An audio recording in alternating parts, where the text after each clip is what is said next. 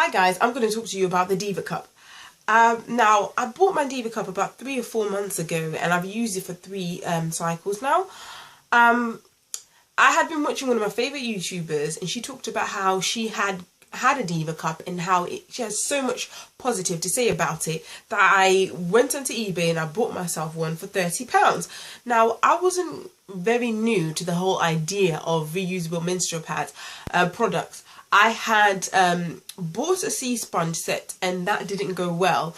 I might talk about that in a different video, but what I found is that I had gone back to using pads and tampons, and unfortunately I wasn't very happy with that idea. So when she mentioned about the Diva cup, I ran and I got one on eBay as soon as possible.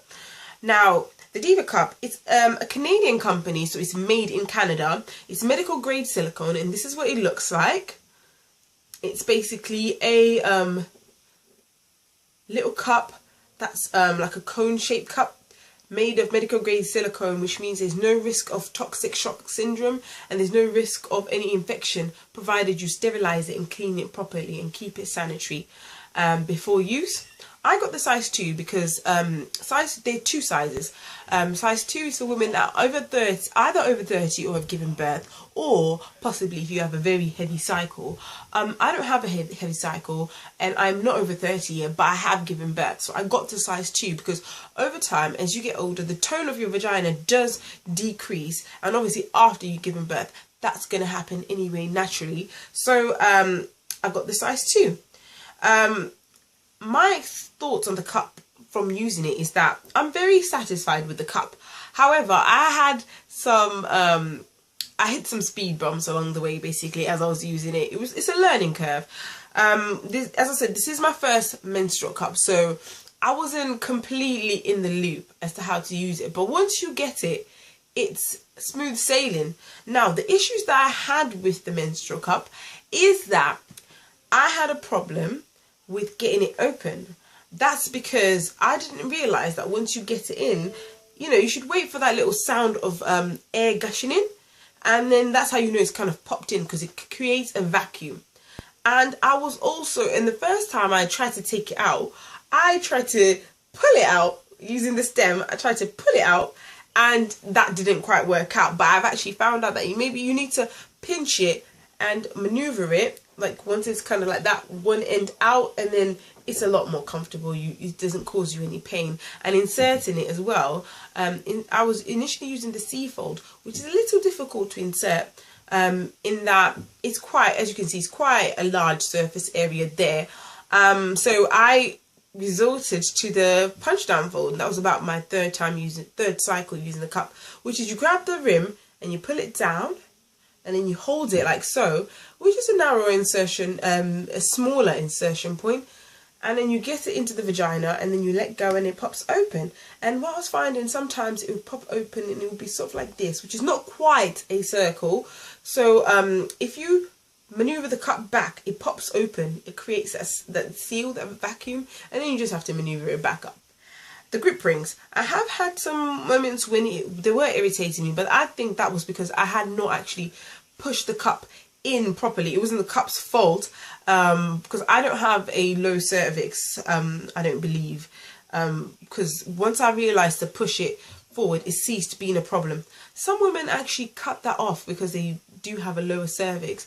As you can see, I have not cut mine off, and I may trim it, but I don't see myself cutting it off because, as I said, I don't have a high cervix, but I don't have a particularly low one either. It has 3 grip rings on the base of the cup and as well as on the stem. And these are basically for when you're trying to get it out. As you can imagine, it's wet and slippery. These give you a little bit of traction. And I found that they have worked perfectly fine for me, because once I've got this little stem, I can pretty much maneuver the cup down, because it does go quite high up, and as I said, I don't have a low cervix. And then I pull it back down, and then I grab the base and I pinch it, and I grab the base, get out a little bit more, and then it might be like this on my vaginal entrance, and as I said before, you don't want to pull it out, so I pinch and I get it out, and then I empty it down the toilet, rinse it, and then I reinsert it. I used it for my entire cycle, and I do find that it is good to have a pad, a light pad, like a panty liner if you must, just as a backer, I don't find that it leaks a whole lot, but you do get a little bit of spotting sometimes, and you do, if you have not properly opened it, you have a little bit of leaking, which isn't too much of a problem because it's not the same as, you know, it's not going to leak through and embarrass you basically. I have since made myself some cloth pads that I'm using as a backup with this, and hopefully I might make a video of how to make them because I've made them by hand and with the sewing machine if people are interested. But overall, I'm very happy with this cup. I'm going to continue using it. Hopefully maybe going to try some of the cups. I have bought the Lily cup and to see what that's going to work, how that's going to work for me. And I'm actually got my eye on possibly getting a Lily cup compact. You don't need to have multiple menstrual cups, but it's an interest that I have. So I would like to try a lot more. All you need is one. And I would recommend this for a beginner.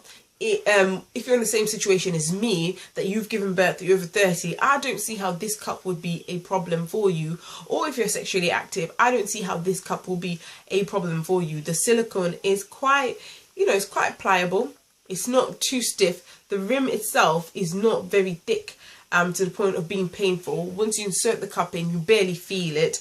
Barring if the stem is poking out, it can be annoying. But as I said, if you get the cup further up, that's fine. Or if you have a low cervix, if you trim the stem, you'll be completely fine. So I recommend that anyone and everyone to go out and get a Diva cup to make your period less toxic. There's none of that toxic stuff that you get on the pads. This is medical grade, no risks of toxic shock syndrome, and it's also very hygienic in the sense that you sterilize it, you boil it, and you're good to go basically. And there's no problem with it interfering with any other part of your life, because you only empty this once, two or three times a day, because you can keep this in for up to 12 hours as there's no risk of toxic shock syndrome.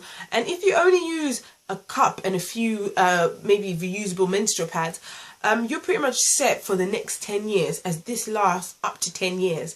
And it's a well worth investment. For £30 I have saved myself a lot more money, as I've calculated I think I average about £60 a year on pads. That's just not even bringing into account tampons as well. So if you have any further questions about the Diva cup, please put in the description box and I'm more than willing to answer any questions that you have. And if you would like to see more from me, please subscribe.